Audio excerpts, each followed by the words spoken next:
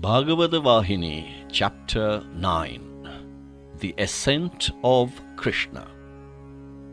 Dharmaraja, who was reeling in agony at the departure of his uncle and aunt, Dhritarashtra and Gandhari, had another bout of unbearable pain, which was like a needle thrust underneath the nails. Wherever he turned, he began seeing bad omens in his kingdom. He noted in every act around him the taint of falsehood, cruelty, and injustice. It met him at every step and confused his vision. As a result, an inexplicable anguish possessed him anew. His face became pale with apprehension. It was marked by constant agitation and anxiety. Seeing this and becoming agitated themselves, the brothers, Bhima, Nakula, and Sahadeva, approached their eldest and expressed their eagerness to delve into the reasons for his strange sadness. They stood before him with folded hands and inquired, "Lord and Master, day by day we find your countenance rendered dimmer and dimmer. You seem sunk in unfathomable agony, sinking deeper and deeper with every passing hour. You have become too weak to stand firm. If any of us has caused you pain, please tell us. We shall guard ourselves against repetition, and we pray we may be pardoned. If all this is due to something else, you have only to tell us about it. We shall at the cost of our very lives set it right and restore your mind. When you have such heroes obedient as we are, to correct anyone, however high and mighty, it is not proper for you to give vent to grief. Inform us the reason and command us what to do," they prayed. Dharmaraja replied, "What can I tell you, dear brothers? I see ominous things all around. From the homes of ordinary citizens to the hermitages of the saints and sages, wherever my eye falls, I see only inauspiciousness, ill fortune, and the negation of joy. I argued within myself that this was only the result of my warped imagination, and I tried my best to muster up courage and confidence. I did not like to fall a prey to my fears, but I could not succeed. Recollecting the scenes made my fear even more fearsome. To aggravate the sadness, I saw also some scenes that are contrary to established morals and dharma. Not only did they come to my actual notice, the courts of justice in this kingdom have been receiving petitions and pleas regarding wrongs, injustices, iniquities, and misdeeds, which make me grieve deeply. I saw some situations which were even worse.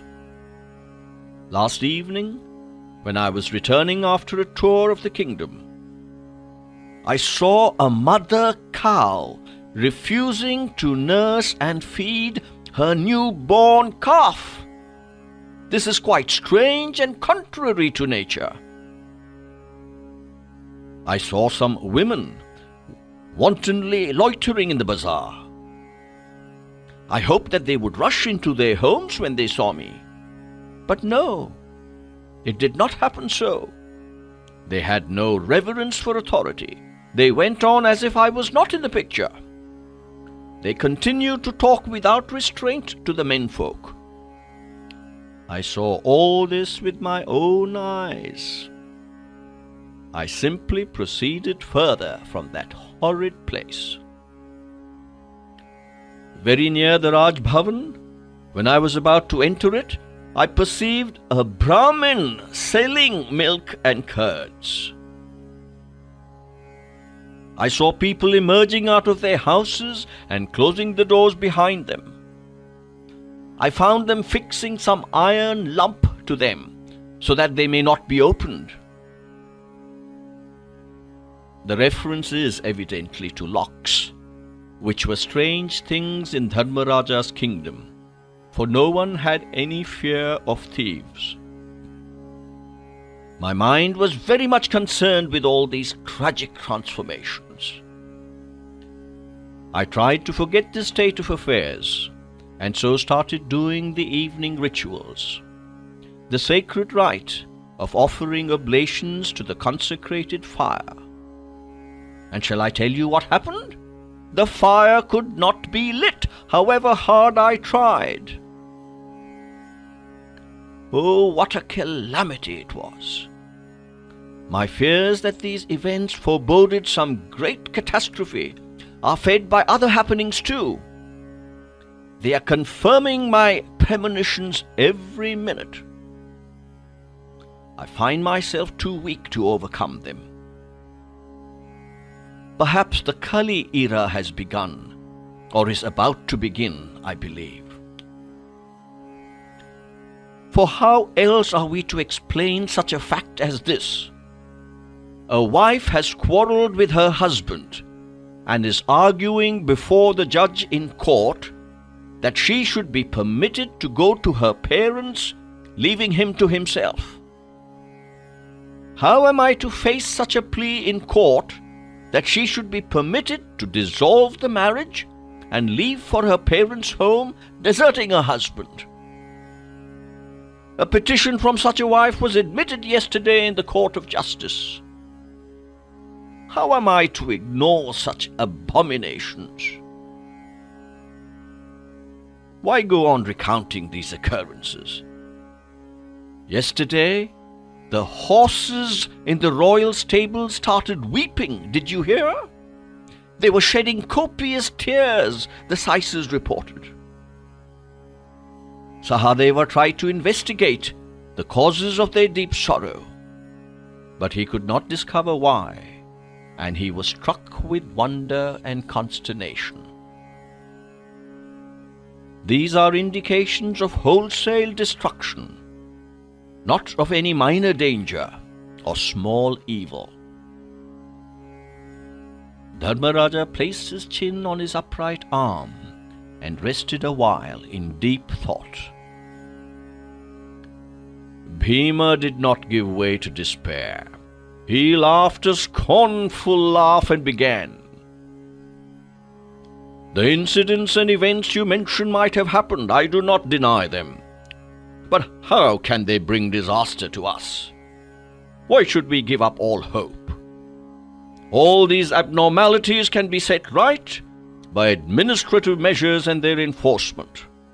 It is really surprising that you are so worried about these small matters that can be corrected by us. Or is it the imminent breaking out of another war that you fear? Perhaps you are anxious to avoid the ravages that the revival of war might bring about? That contingency is impossible. For all our foes have been exterminated with their kith and kin. Only we 5 are left, and we have to seek for friends and foes only among ourselves. Rivalry will not break out amongst us, even in our dreams. Then, what agitates you? I cannot understand why you are afflicted. People will laugh at you when you take these little things to heart and lose peace of mind. Bhima said this, and changing his mighty mace from the right hand to the left, he laughed a laugh which was half a jeer. To this, Dharmaraja replied, I have the same discrimination and intelligence that you have in these matters. Nor have I an iota of dread that enemies will overpower us. Have we not defeated the renowned warriors Bhishma, Drona, and the rest, who could singly and with but one arrow destroy the 3 worlds? What can any foe do to us? And what can agitate us, who were bearing even the direst calamities with fortitude? How can any difference arise between us now, who stood so firm in the days of distress? Perhaps you suspect that I am afraid of anything happening to me personally. No, I shall never be agitated by anything that might happen to me, for this body is a bubble upon the waters. It is a composite of the 5 elements, waiting to be dissolved back into its components. The dissolution must happen some day. It is bound to fail, to fall, to fester, to be reduced to ash or mud. I do not pay heed to its fate. My only worry is about one particular matter. I shall disclose it to you without any attempt to conceal the seriousness. Listen. It is now more or less 7 months since our brother Arjuna left for Dwaraka. Yet, we have not heard anything about the welfare and well-being of the Lord of Dwaraka.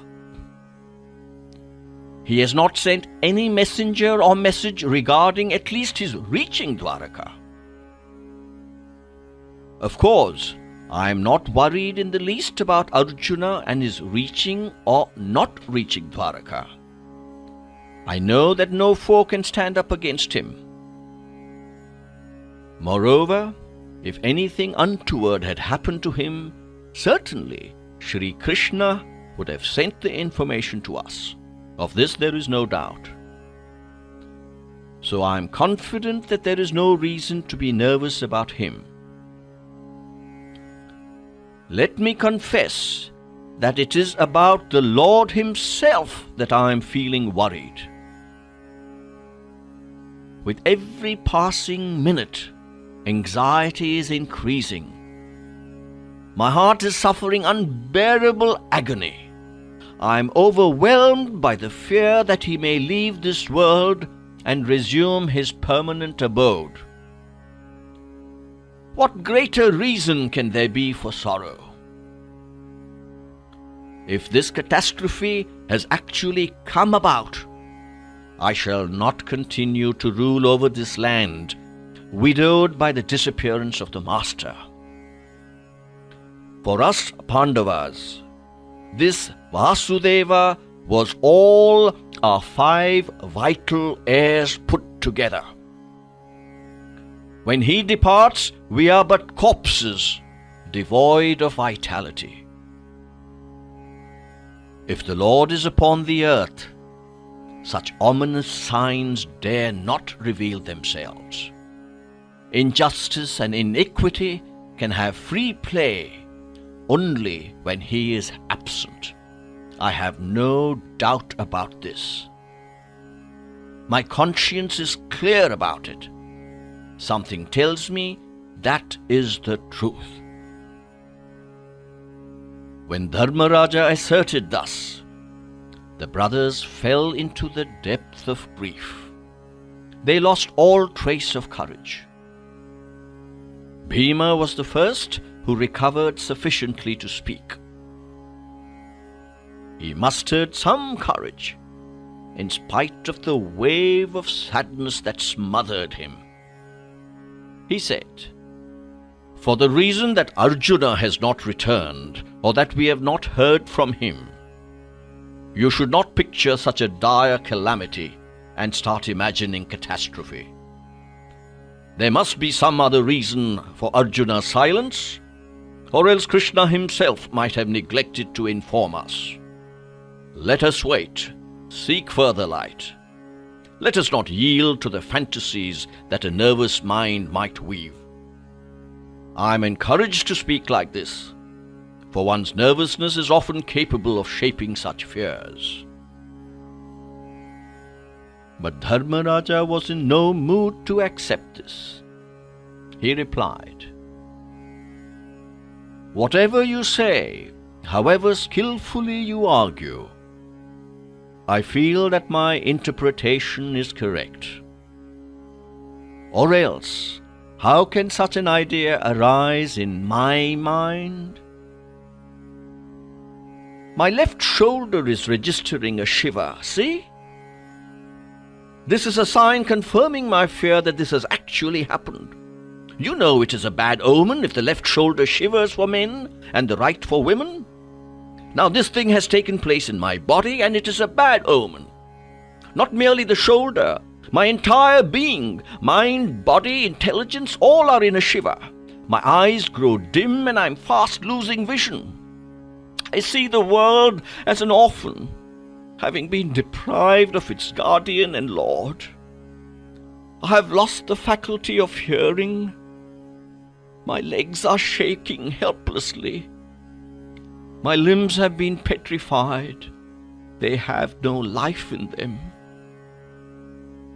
What greater proof do you need to assert that the Lord has left? Believe me, dear brothers, even if you do not, facts will not change. The earth is shaking under our feet. Do you not hear the eerie noises emanating from the agonized heart of the earth? Tanks and lakes are shaken into waves. The sky, air, fire, water, and the earth are all mourning their fate, for they have lost their master. How many more evidences do you need to get convinced? News came some days back of showers of blood that rained in some parts of our kingdom. Hearing these words, streams of tears coursed down the cheeks of Nakula and Sahadeva, even as they stood before their brother. Their hearts were struck with pain. They could not stand, for their legs failed them.